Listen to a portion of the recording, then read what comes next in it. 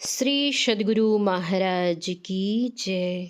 महर्षि में ही दिनचर्या उपदेश से गुरुदेव की विनम्रता। एक बार माउंट सीसी स्कूल भागलपुर की कुछ शिक्षिकाएं गुरुदेव के दर्शनार्थ आश्रम कोप्पा घाट आईं। गुरुदेव ने उन्हें साधुओं की भाषा में कोई अप्रिय बात कह दी। उन लोगों ने गुरुदेव की बात नहीं समझी, अतएव उन्हें कोई दुख नहीं हुआ। वे गुरुदेव के दर्शन करके प्रसन्नचित्त चली गईं।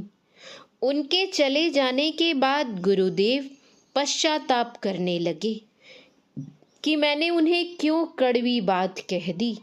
रात में बिछावन पर लेटे हुए भी उनके मुख से पछतावे के स्वर कई बार निकले।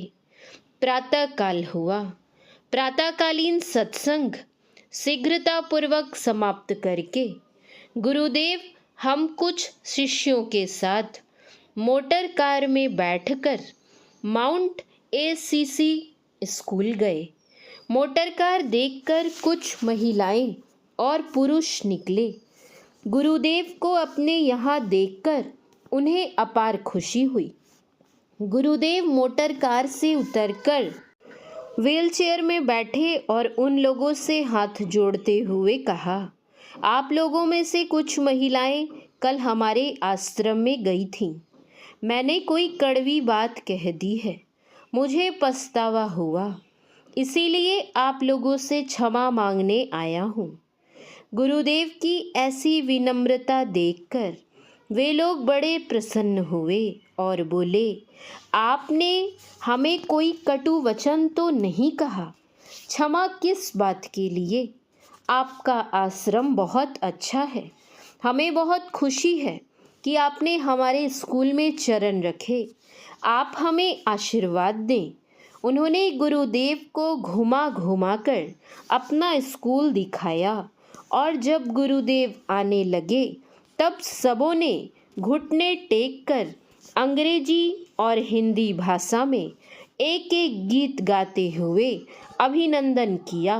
गुरुदेव ने कहा, आप लोगों ने मेरा बड़ा आदर किया, मैं बहुत खुश हूँ। यह कहकर आशीर्वाद स्वरूप उनके लिए हाथ उठाया और आश्रम आने के लिए गाड़ी में बैठ गए। श्री सद्गुरु महाराज की जय। सत्संग योग भाग 4 से गुरु महाराज की वाणी।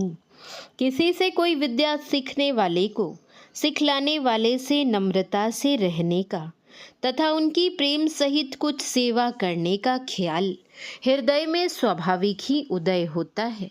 इसलिए गुरु भक्ति स्वाभाविक है। गुरु भक्ति के विरोध में कुछ कहना फजूल है। निस्संदेह अयोग्य गुरु की भक्ति को बुद्धिमान आप त्यागेंगे और दूसरे से भी इसका त्याग कराने की कोशिश करेंगे। यह भी स्वाभाविक ही है। सत्संग, सदाचार, गुरु की सेवा और ध्यानाभ्यास साधकों को इन चारों चीज़ों की अत्यंत आवश्यकता है। संख्या 53 में सत्संग का वर्णन है। संख्या 60 में वर्णित पंच पापों से बचने को सदाचार कहते हैं। गुरु की सेवा में उनकी आज्ञाओं का मानना मुख्य बात है और ध्यानाभ्यास के बारे में संख्या 54, 55, 56, 57 और 59 में लिखा जा चुका है। संतमत में उपर्युक्त चारों चीज़ों के ग्रहण करने का अत्यंत आग्रह है। इन चारों में मुख्यतः गुरु सेवा की है, जिसके सहारे उपर्युक्त बची हुई तीनों चीज़ें प्राप्त हो जाती हैं। दुखों से छूटने और परम शांतिदायक सुख को प्राप्त करने के लिए जीवों के हृदय में स्वाभाविक प्रेरण है। इस प्रेरण के अनुकूल सुख को प्राप्त करा देने में संतमत की उपयोगिता है। भिन्न भिन्न इष्टों के मानने वाले के भिन्न भिन्न इष्ट देव कहे जाते हैं। इन सब इष्टों के भिन्न भिन्न नाम रूप होने पर भी सबकी आत्मा अभिन्न ही है। भक्त जब तक अपने इष्ट के आत्म स्वरूप को प्राप्त न कर ले तब तक उसकी भक्ति पूरी नहीं होती। किसी इष्ट देव के आत्म स्वरूप को प्राप्त कर लेने पर परम प्रभु सर्वेश्वर की प्राप्ति हो जाएगी, इसमें संदेह नहीं। संख्या 84 में वर्णित साधनों के द्वारा ही आत्म स्वरूप की प्राप्ति होगी। प्रत्येक इष्ट के स्थूल सूक्ष्म कारण, महाकारण, कैवल्य और शुद्ध आत्म स्वरूप हैं। जो उपासक अपने इष्ट के आत्म स्वरूप का निर्णय नहीं जानता और उसकी प्राप्ति का यत्न नहीं करता, परंतु उसके केवल वर्णात्मक नाम और स्थूल रूप में फंसा रहता है, उसकी मुक्ति अर्थात उसका परम कल्याण नहीं होगा। नादानुसंधान सुरत शब्द योग लड़कपन का खेल नहीं है। इसका पूर्ण अभ्यास यम नियमहीन पुरुष से नहीं हो सकता है। स्थूल शरीर में उसके अंदर के स्थूल कंपों की ध्वनियाँ भी अवश्य ही हैं। केवल इन्हीं ध्वनियों के ध्यान को पूर्ण नादानुसंधान जानना और इसको नादानुसंधान को मोक्ष साधन में अनावश्यक बताना बुद्धिमानी नहीं है, बल्कि ऐसा जानना और ऐसा बताना योग विषयक ज्ञान की अपने में कमी दर्शाना है। यम और नियमहीन पुरुष भी नादानुसंधान में कुशल हो सकता है, ऐसा मानना संतवाणी विरुद्ध है और अयुक्त भी है।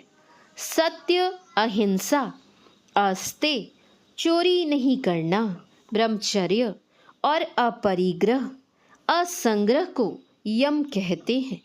शौच, संतोष, तप, स्वाध्याय, अध्यात्म शास्त्र का पाठ करना और ईश्वर प्रणिधान, ईश्वर में चित्त लगाना को नियम कहते हैं। यम और नियम का जो सार है, संख्या 60 में वर्णित पंच पापों से बचने का और गुरु की सेवा, सत्संग और ध्यानाभ्यास करने का वही सार है। मस्तक, गर्दन और धड़ को सीधा रखकर किसी आसन से देर तक बैठने का अभ्यास करना अवश्य ही चाहिए। दृढ़ आसन से देर तक बैठे रहने के बिना ध्यानाभ्यास नहीं हो सकता है। श्री सद्गुरु महाराज की जय।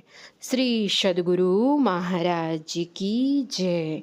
श्री सद्गुरु महाराज की जय।